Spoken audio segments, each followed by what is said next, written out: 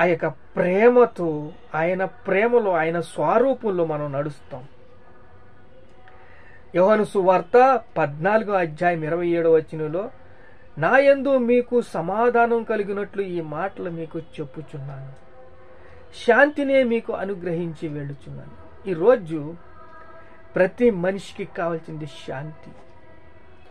ఆ శాంతి లేక ఇక మైండ్ సెట్ అంతా కూడా ఏం చెయ్యాలి, ఎలా చెయ్యాలి, ఎవరిని పాడు చేయాలి, ఎవరిని మోసం చేయాలి, బిజినెస్లో కావచ్చు, వ్యవసాయంలో కావచ్చు, ఉద్యోగంలో కావచ్చు, హాస్పిటల్లో కూడా ప్రమాదకరమైన పరిస్థితులు ఏర్పడుతున్నాయి. కోట్ల మోసం చేస్తున్నారు.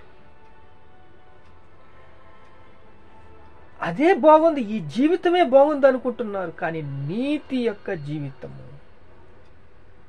నీతికి